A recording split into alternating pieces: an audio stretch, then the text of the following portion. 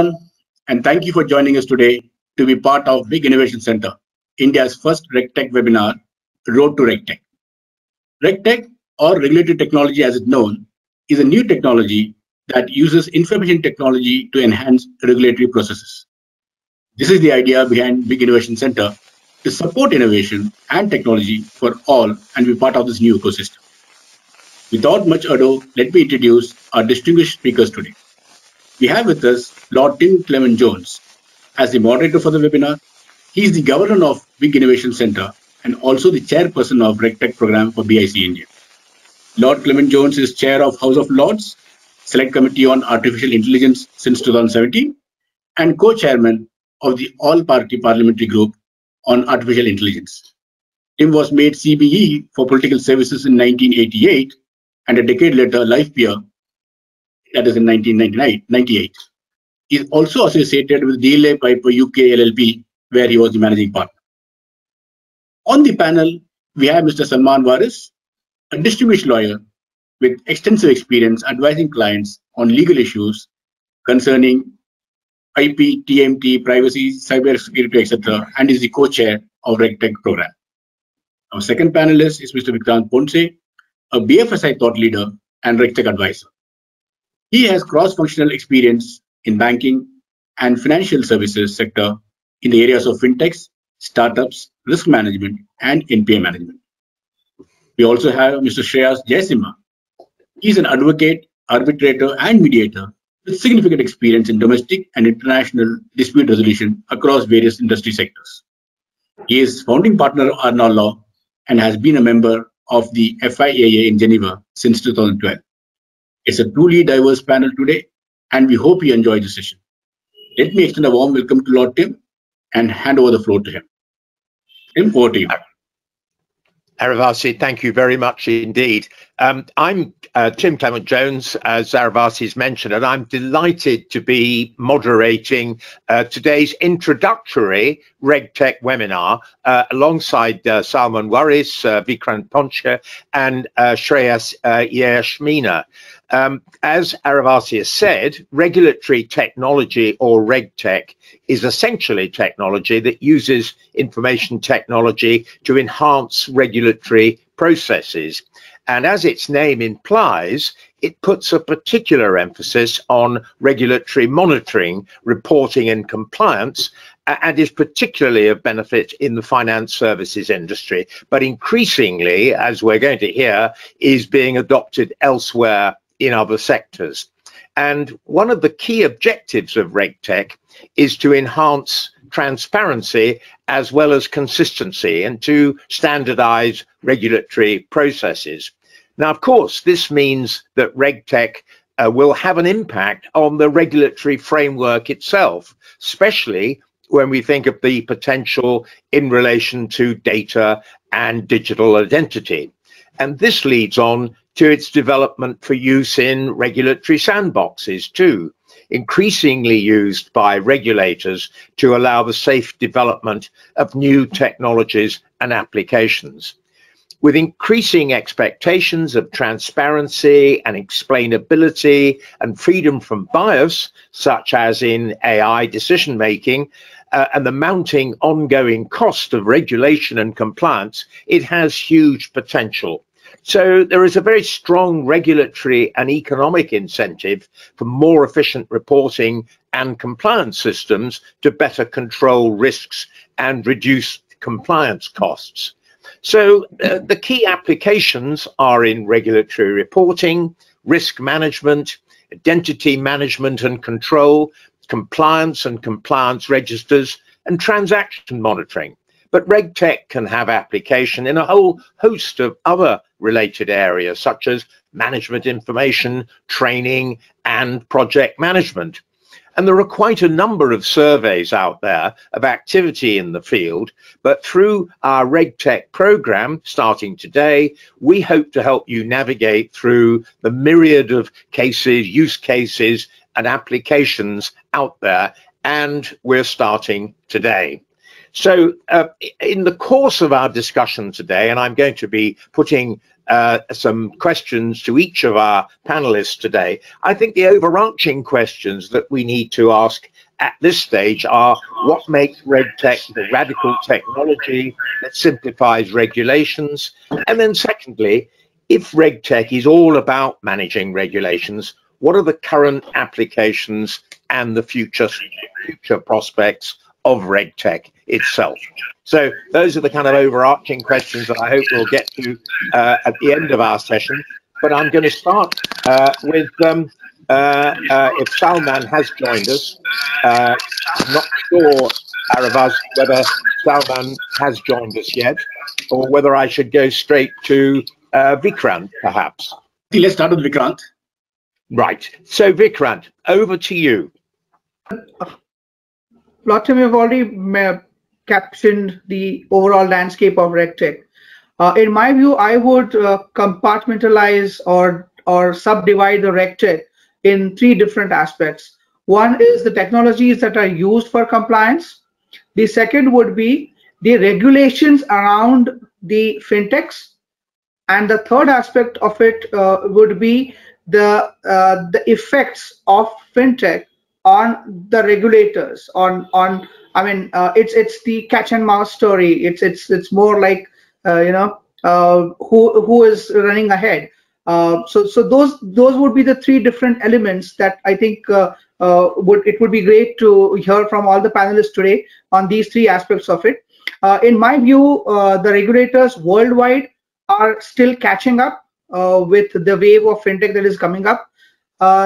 Again, talking about the first element of it, I don't think fintech in itself has addressed the concerns or RegTech, because if you look at the startups and if you look at the overall ecosystem, the fintech ecosystem, RegTech accounts for around just 10% of the total technologies and the adoption that has happened out there. So I think, even as statistics shows, if RegTech is going to grow by is going to be a market of 21 billion by 2027, the fintech market is going to be a 350 billion. So it's going to be grow in leaps and bounds. And I think the most important aspect is in the fintech area, most of the innovations have been towards client facing, whether it is the applications and things. But what has not happened is the backend processes, which would give comfort to the regulators. And therefore, I would categorize the RegTechs in all of these three dimensions. Over to you. Well, so that's really interesting, Vikrant. So there is, in a sense, a feeling that we haven't really reached the potential yet. What are the regulatory mistakes, if you can call them that you think that fintech businesses are making? Well, I would say the first thing is when it comes to the regulatory mistakes, I would say normally the GRC, that is the governance, risk and compliance framework, needs to start when they are initializing or ideation stage itself. Normally what fintechs tend to do is they leave it to the go-to-market stage of the project phase, if you may say call. But in that case, what happens is they miss out on the certain relevant aspects. That the second important aspect is they don't seem to be looking at the trends that the regulators are trying to give in. I'll give you a small example in case of Indian context. Everyone pushed on for the payment systems which were Aadhaar-based payments, but nobody actually thought that, oh, when it comes to the client confidentiality and the other elements and the areas that the regulators are trying to come forward, and then what did this lead to was you had hundreds of companies which were actually, they are building solutions based on the Aadhaar-based capabilities, and subsequently the Aadhaar itself was pulled off, leading to a scenario where for 6 months people could not do any of those transactions due to the leakages and other aspects out there.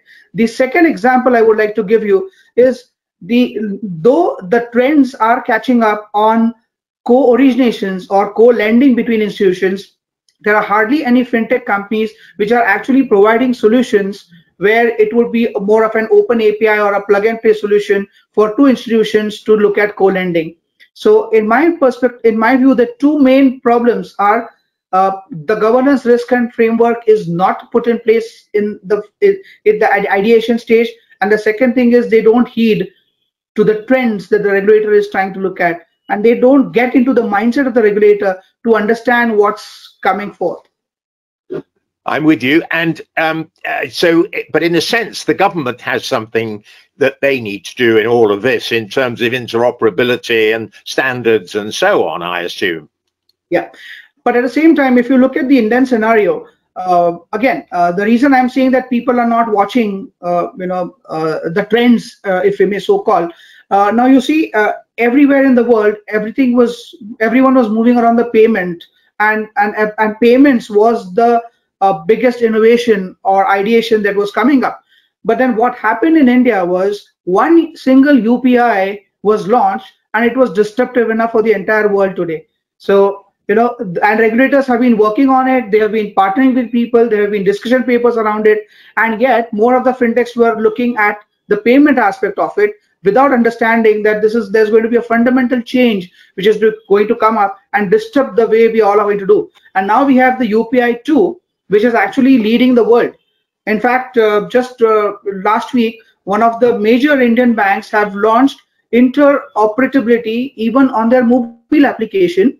So even if as a customer, I'm not a customer of this particular bank, I would be able to transact through the application of this particular bank, irrespective of where I have the accounts. And so these are the trends, and these are the disruptive trends and ideas which the regulators are trying to bring in, and the RegTech seem to be not heeding to them. That's really interesting. So in some cases, the regulator is ahead of the game. Yes, and the fintech is behind the game. Now, is that because there's a lack of skills, do you think, in the fintech or the financial services industry itself? Or is it just, as you say, just failing to spot the trends? No, I think there are two, again, main reasons for this. The first reason being that it's a Me Too story for most of the fintech companies. Oh, well, if PayPal has been successful, we need to have an Indian version of PayPal. Or if X is successful, we need to look at that. They don't realize the fact that the business model in itself has to be robust enough. For example, if the Googles and Amazons come into this space of transaction banking, then they definitely are going to have far more database and consumer base to make their business model more effective than what a new startup would have. That being said, the second important aspect is they don't realize and they don't look at the facts of how easy it is going to be for the customer preferences to change. That, I think, is the second biggest issue, and therefore there is this catch-22 scenario out there. That's really interesting. Well, we'll come back to talking about mindsets and culture and so on, because quite often change is about that, isn't it?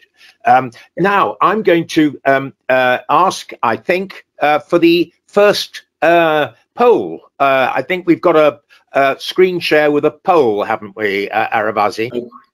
So if everybody fills in the which they think is the one where there's most action, so other than legal and finance. So we're looking at the sort of embryonic, the new areas.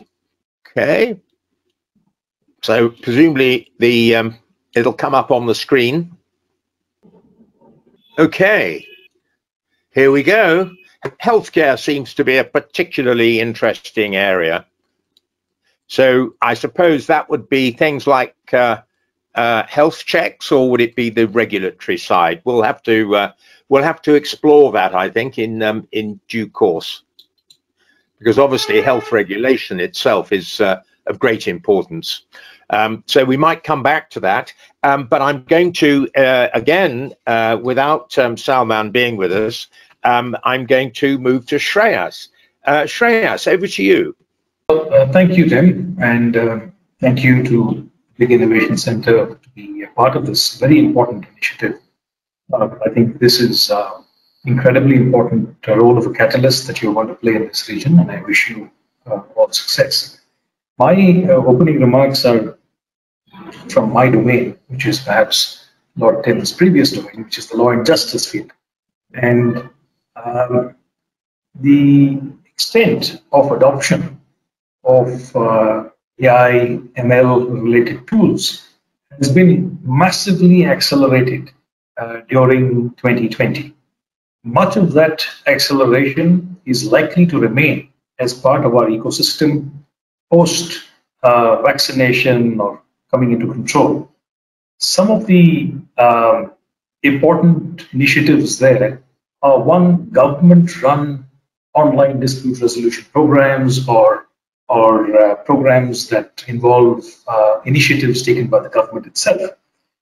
The second are privately run initiatives, which are then sought to be regulated. But I suppose we'll come to that at a later part of this discussion. At the outset, on the government-run platforms, it's interesting to see that it's not just India, but several countries have had to adopt technology into their dispute prevention, dispute resolution mechanisms.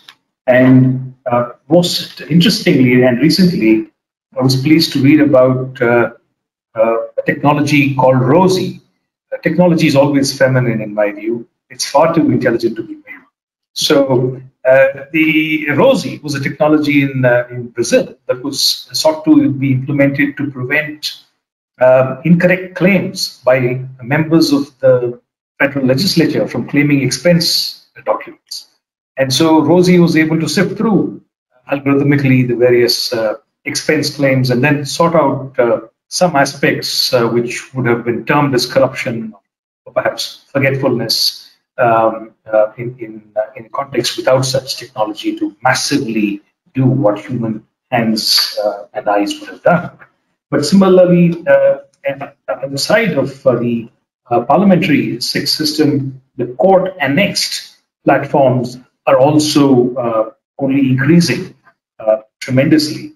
And you have had several countries that have had to experiment, perhaps initially with consumer-related issues or small debt claims, then some of them being more ambitious, getting into employment-related issues as well. And this is, I think, a trend that is very much here to stay. On the space of purely private dispute resolution, there's a plethora of technologies on different aspects of the legal process to introduce economies at every stage. But I suppose we will come to that at a later point. Over back to you, Tim.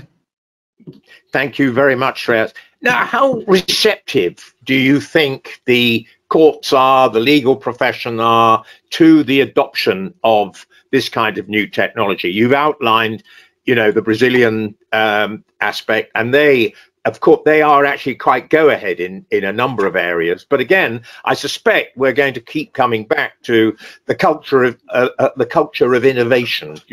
How receptive is a particular sector to the adoption of new technology? I mean, are you an early adopter yourself? Do you see others doing the same? Well, I speak to you from Bangalore, which is emblematic of tech adoption in all spheres of life. And so you'll be familiar with Tilney Hall, the arbitration retreat with the LCIA. And even 10 years ago, when I announced that I was a lawyer from Bangalore and they had tech trouble, they just said, "Oh, where's the person from Bangalore in the room? Please sort out my computer." It had nothing to do with the legal training that I had. So there is a atmospheric effect and osmosis that takes place. You cannot avoid living and breathing technology. And I think that is going to be increasingly so for successive generations. And so I don't think the question of will they be receptive is a question that can be asked anymore. The only question is to what extent will they incorporate and adopt these technologies. And I think to that, the government in India has put out a document by the Niti Aayog, which is our principal planning body, and they have outlined the design principles that they see are important for ODR. And during lockdown, we have seen all courts in India go online. Of course, there have been hitches, but at the same time, many of us have been conducting matters in different parts of the country. without much difficulty. But the design principles, there are 10. I will just quickly read them out from the Niti Aayog document on ODR, and they talk about accessibility and equality. And I think bridging that digital divide in the Indian context is critical to retain a sense of justice and access to justice. Data-driven development, privacy, security, and trust by design. So at every stage, that trust is the most important criteria. Resilience, obviously, in every way. Portability. We have seen many cases being argued by lawyers from their cars or somewhere else because the internet at home just went out. So these are realities of life. Data empowerment, user centricity, and that's a difficult one for many lawyers to digest because quite often professionals see themselves at the center of their universe, and that solipsism is, I think, is anachronistic. And so putting the user or the justice seeker in the center is critical. Modularity, scalability, and interoperability. And so these are the 10 principles that the Niti Aayog has come up with, and I think that is guiding. It's been very helpful to guide entrepreneurs to build out private platforms. And I see many people adopting it. And quick word, if I may, I set up a private foundation in the name of my late father called the Jaisimha Foundation. And we ran a prize for change makers in the law and justice space in India. And we had 250 plus applicants this year, and each one adopting different ideas of implementing technology to all aspects, from industrial issues to bottom of the pyramid, migrant labor or prison reform issues. So I think people are becoming extremely creative on the application of technology to the law and justice. Fantastic. Well, that's a very, very interesting trajectory that RegTech is taking in, if you like, the law and justice field. And so I think what you've clearly demonstrated that, this is the Bangalore effect, if you like, has, spread right across India. And in a sense, your message is a little bit like Vikrant's, where actually the public sector have been quite receptive. So to some degree, my question to you before we go to our next poll is, if the courts have responded, and if you like, there is a public response to this and a set of principles established, how are private sector, how is the legal profession, if you like, responding? Are they as adventurous as they should be? I think it is a mixed bag, to be frank. There are those who have been early and consistent adopters of technology who are reaping benefits of that approach. And there are those who have been left behind very rapidly and who are wholly unprepared for it. And so there are large swathes of members of the legal profession in India who have been protesting and requesting for the opening up of physical courts, just so that they can get on with the business of physical appearances, physical arguments. But right now, there is a bit of a hybrid model that is in play in many parts of India. So courts have been wise and mature in recognizing that there is one set of lawyers who might feel compelled to come to physical hearings, and they are enabling that with social distancing and other norms. At the same time, courts haven't stopped being available online because they have discovered an amazing thing about virtual hearings, and they're not going to easily let go of that degree of access.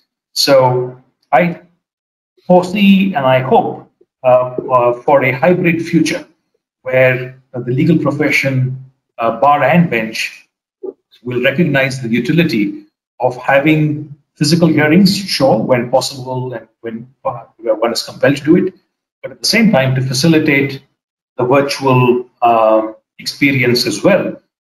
And that, I think, is a very reasonable expectation, Tim.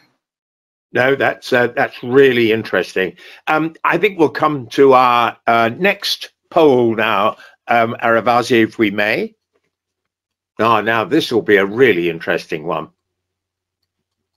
Tim, Salman has logged in. His webcam is not working, but he can speak. And by the way, if I could just say this to our attendees, please do put your questions in the question box, and we'll answer those in the last 20 minutes or so from our panelists. Well, that is more even, isn't it? But it looks like regulatory monitoring just about beats the others, but all the others look pretty important too. Even policy management gets quite a prominent place there. So we might unpack that, because that probably is a more complex task for RegTech than pure regulatory monitoring. So we might plunge into that. And what we haven't done is really talk about anything in detail about why RegTech, in a sense. I mean, we've talked about how and where, but why? What are the real benefits, Vikrant, that you see? And by the way, I don't believe we yet have Salman Aravazi. He's still unable to join us, I assume. So I'm just going to continue, and I hope that colleagues will be able to put up questions on the screen. But I will keep asking our panelists questions until either I see questions coming up or I see Salman appearing. A big thank you to BIC for having me on this session, and sincere apologies to everyone because of the technical issues. So these are one of the live examples of not adopting RegTech or technology well enough, or probably me facing the issues relating to bandwidth and network issues. But I think it's been an excellent session so far, and both Shreyas as well as Vikrant have given an excellent overview. I'll just add to what both Shreyas and Vikrant said, and especially to the question that you were sort of last alluding to. What are, why RegTech, and what are the advantages? Some of the biggest advantages of RegTech, I think, would be the fact that it's reducing time and the compliance related obligations, because adopting RegTech is indirectly adopting technology in regulatory aspects. So it brings in AI, automation, and machine learning into legal compliance sphere. It also is helping, especially in the fintech sector, identifying frauds in various cases, and also as earlier, I think Shreyas gave an example, or was it Vikrant, about the issues relating to the Brazilian, regulators adopting RegTech and identifying frauds there, especially in terms of the financial issues. Similarly, it kind of is also adapting, enabling adoption of new regulations much faster. As I'm sure we all agree with the fact that, though as us as technology lawyers have been trying to keep up with the regulatory changes, as well as with the quick development of technology over the last few months and years, there is still a lot that the legal fraternity need to catch up with as far as technology is concerned.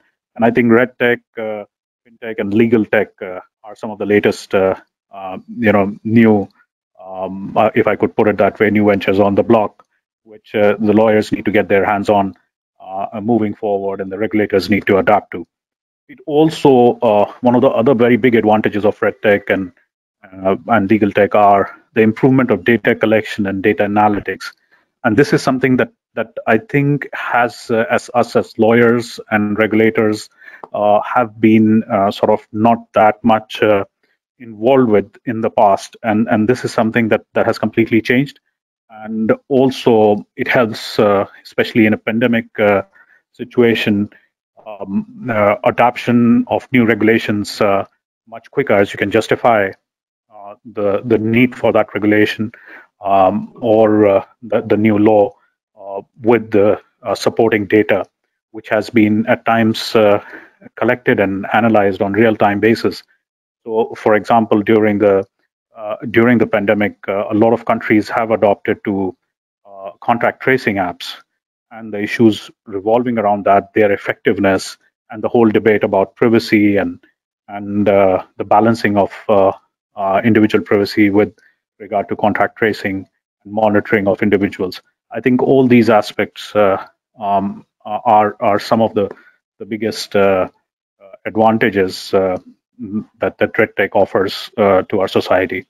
So that's a quick overview, but back to you, Tim. No, Salman, thank you very much. That's really helpful. I mean, do you share Vikrant and Shreyas's view that actually government is quite go ahead in terms of the adoption of RegTech? And if so, if you do agree with that, do you think there is now, therefore, somewhat of an expectation that those who are regulated should be adopting RegTech? No, I fully agree with both Vikrant and Shreyas in terms of what they have said earlier. In fact, I think more specifically with regard to India, I believe Shreyas alluded to this as well, that there has been a mix of both adoption as well as continuation with the past as well, especially with regard to the courts and the ODR introduction. And as Shreyas rightly highlighted, that Niti Aayog, which is the primary regulatory think tank as far as advising the government is concerned, they have come out with a paper, a thought leadership paper, where they have talked about the whole concept of ODR, and that actually sort of gives a clear indication of the thinking of the government. So while the government does look at considering and in a certain aspect adopting RegTech and legal tech, at the same time our systems are still yet to be upgraded, and both from a technical aspect and also from the aspect of adoption of technology in the overall legal fraternity, and more specifically in the judiciary. So while the high courts and the Supreme Court were very quick to switch on to the ODR online cases where they were hearing cases via video conferencing, however, the lower courts, the system, it took quite some time. It was while in the Supreme Court and the higher judiciary, it was just maybe a month or so before they quickly switched on to video conferencing as a means of hearing cases.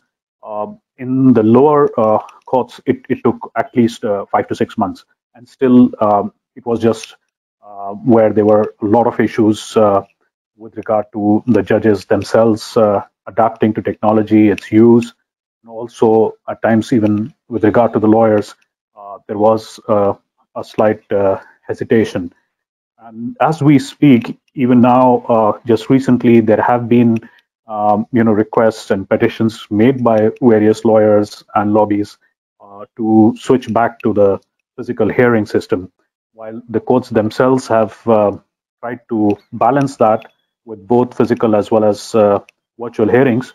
I think moving on, especially in a country like India, the concept of virtual hearings is now going to be a permanent feature, more so for the fact that we have a huge backlog of cases. India has a huge case backlog, some of the largest in the world. So it could be a blessing in disguise where if the courts adopt virtual hearing process as a permanent feature, it would help clear some of those cases. And we have seen very supportive initiatives by the judiciary themselves, where the judiciary has even decided to hear cases on non-working days or in off-working hours. So to answer your question, in short, yes, both the government, the judiciary, as well as the legal fraternity they have been receptive to it. But yes, the level of enthusiasm and also the level of I would say adoption has been varied, and it depends on the level of awareness with regard to technology and the ease of usage of technology as far as the low codes are concerned. Yes, so not a completely consistent pattern, but do you think that it's going to? I mean, there's been an acceleration, hasn't there, as a result of COVID and going hybrid, and it's absolutely forced the pace to some degree. Do you think there is a danger of, in a sense, people having thought, yes, I've really got to find these new technology solutions? Do you think there's going to be some reversal as we move through into next year? Or do you think in many ways what we're seeing is once for all innovation, and it's made people upskill and adopt new technology, which isn't going to be reversed? I think I would agree with your last statement that people, whether it's in the hinterlands or in the lower courts, they have tried to adopt the technology. And as I always say, and I think you alluded to this earlier on in the discussion, it's about development of a culture of innovation. And the legal fraternity generally, and also more specifically in India, has been a little slow generally in terms of adopting technology. But the pandemic has forced us almost to sort of pushed us to the wall, where we were forced to adopt and to accept technology as a means of enabling the legal profession and the regulations. So I maying forward, I feel that this is something that's going to be there. There may be a slight pullback in a certain sense, that it may not be used as a primary means, especially in terms of the judiciary. But as far as RegTech specifically is concerned, I think moving on with the Niti Aayog and the government now also having the AI stack that has been proposed just yesterday. Niti Aayog has actually come up with a proposal to have authority, a supervisory authority that's going to look at regulating the AI implementation in the country. And I believe, as far as RegTech itself is concerned, it would just be a way forward, and there would be more and more adoption of it. I mean, we as a firm were early adopters of some of the legal tech tools and technology solutions. And this was way back, almost 5-6 years back, when we started in the new avatar. And even now, we are currently handholding at least 6 or 7 startups as part of our CSR program, where we are both guiding them as well as supporting them legally for both fintech and RegTech aspects. And one of them specifically is an ODR tool. They have an online platform where people can go and settle disputes. And I'm sharing this example because some of those most anarchic institutions in the Indian government have been forced to adopt it, and then they realize the benefits of it. So the telecom department, some of them, the national telecom incumbent, had had been the early adopters of this ODR platform. And they were very reluctant in the initial stage, but when we convinced them, and we had to almost offer them the service as free. And then they realized the recovery rate and settlement of disputes, which would otherwise, if they had gone to courts, would have continued for years.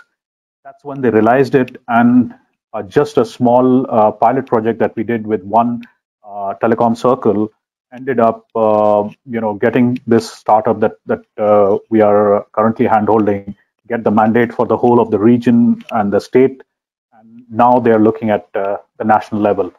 So I think it's a matter of making some of the government institutions realize the advantages of RegTech and of legal tech.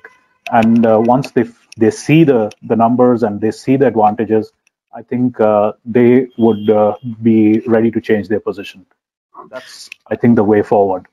That's great. Well, thank you, Salman. And how interesting to hear about the creation of a supervisory body for AI as well, because that could have a significant impact. Now, I'm going to go back and we'll, I think, now need to ask you to put up our third question, Aravazi, if we may. Yeah, sure. Dave? Efficiency, yeah, that seems to be, but also I think that's very heartening, actually, that there is that balance, particularly with transparency. So this isn't all just about cost. It is very much about making the appropriate disclosure, the ability to track compliance, and so on. And I think that is very that's really helpful. And the other two, scalability and better market surveillance, I think are very significant as well, because that means, in a sense, particularly for the better market surveillance, it means an active tool in that sense, which is strategically useful for a business.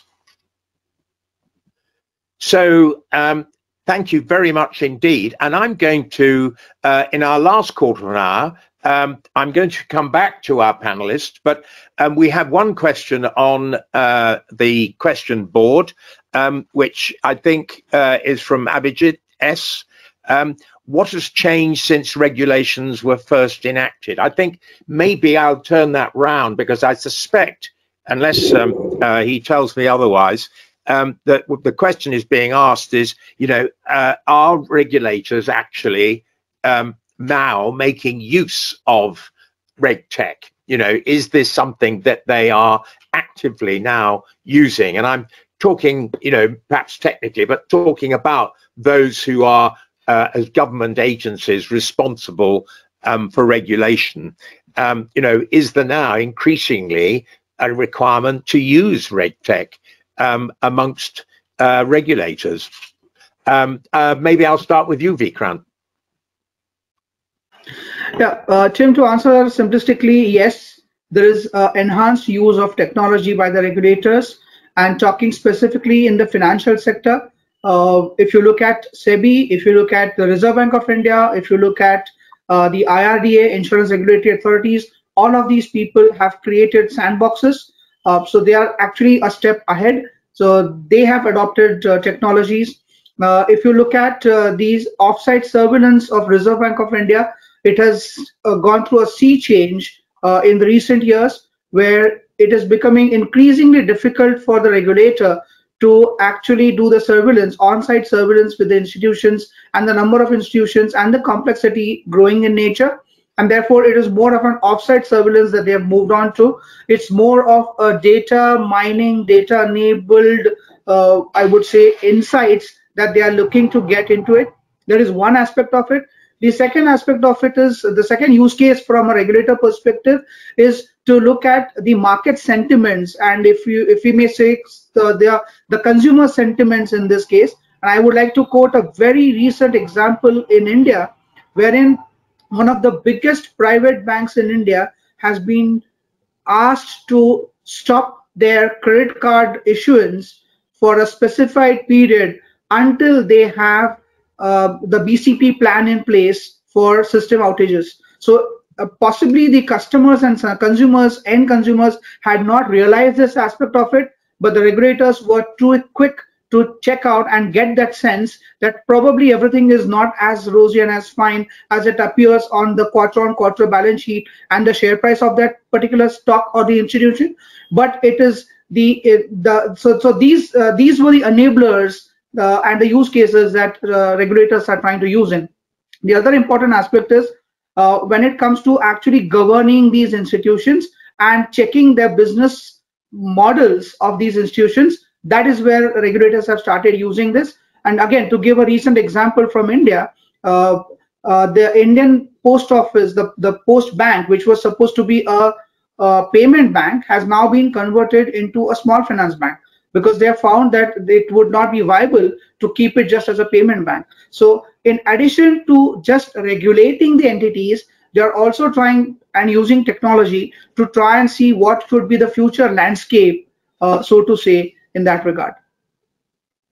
Fantastic. Well, that's really interesting. I'm going to ask Shreyas whether he agrees with that, but also, I mean, is there going to be an impact, if you like, on the SME? Will there be a disadvantage experienced by the, we know it's perfectly possible for the bigger financial institutions to deal with this. They'll have their own in-house tech people.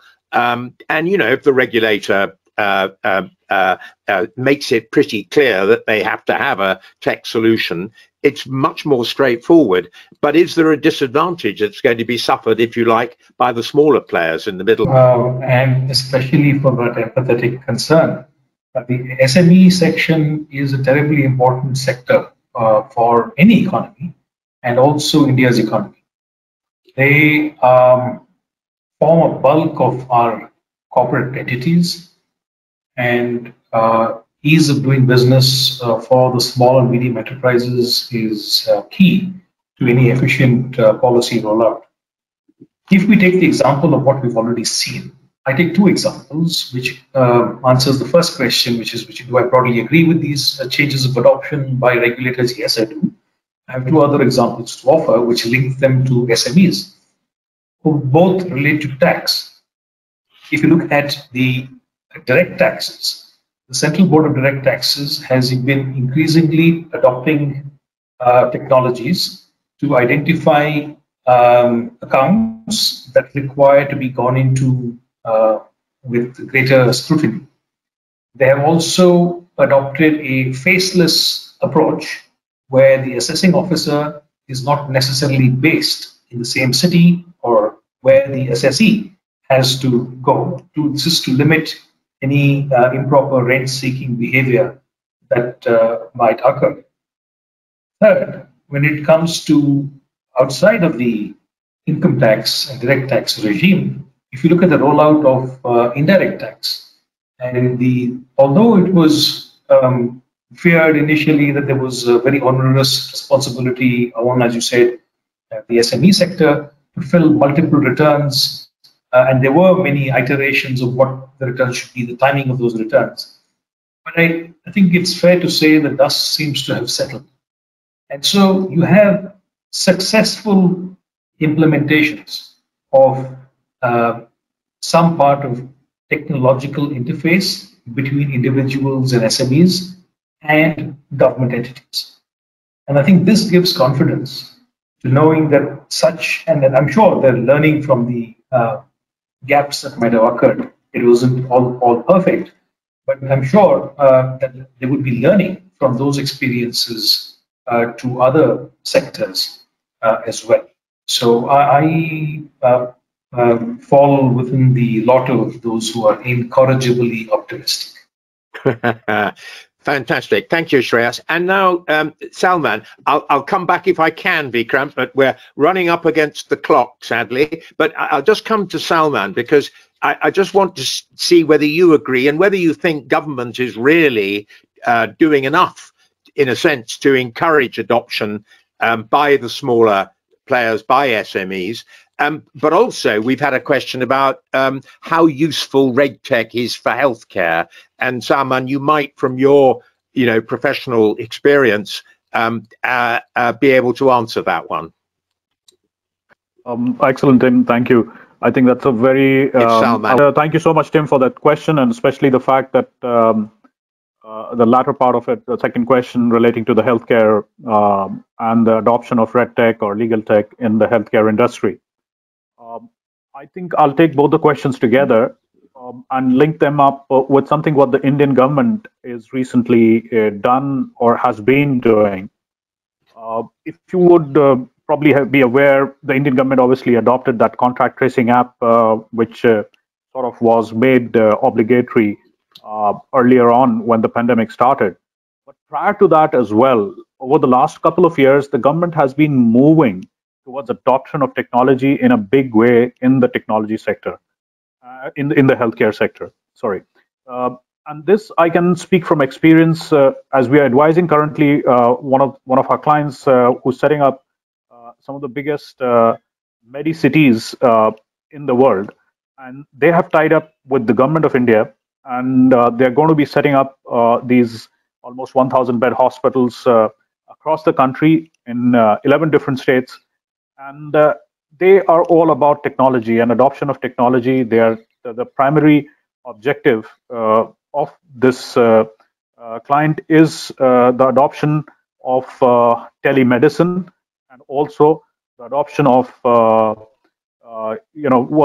virtual healthcare services where medical tourism is promoted, and there are international doctors as well as patients flown in from other parts of the world who can be treated here in India, and subsequently follow on medical advice can be taken via the use of technology.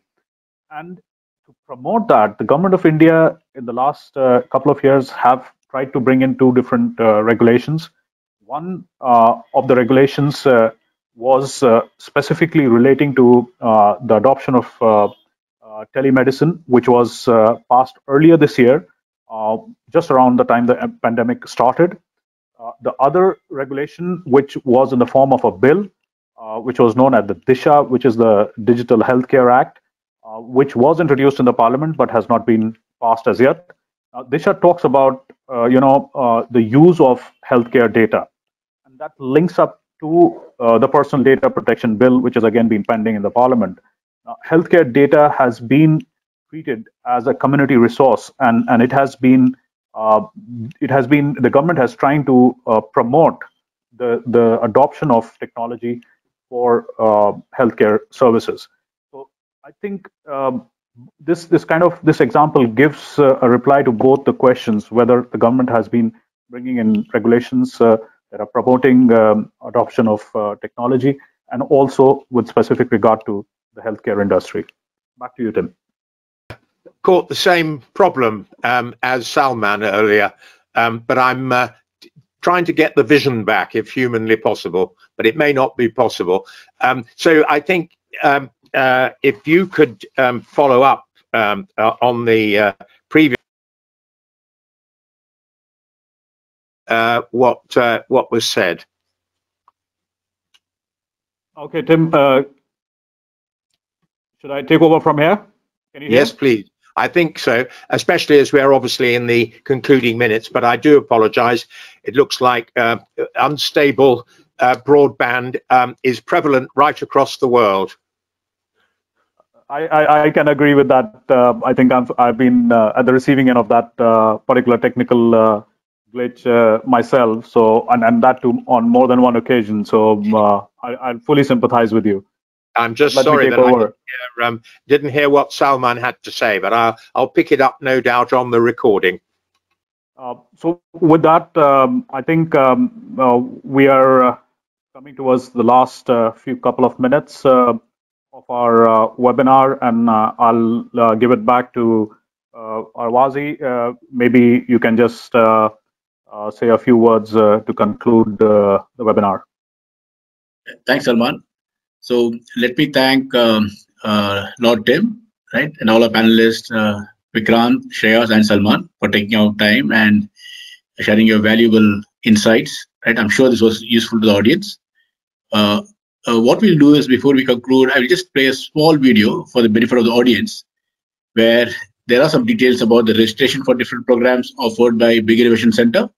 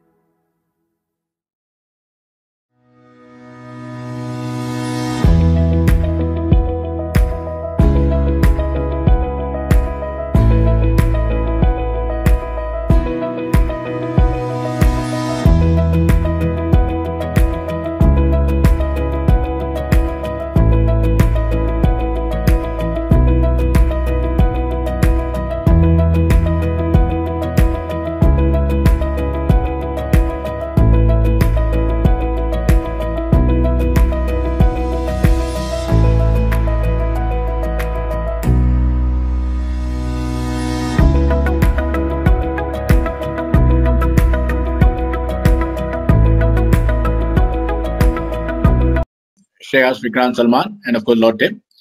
And if any of you have any queries, write back to us. And of course, you would have seen the details about the registration. We have some extremely interesting courses.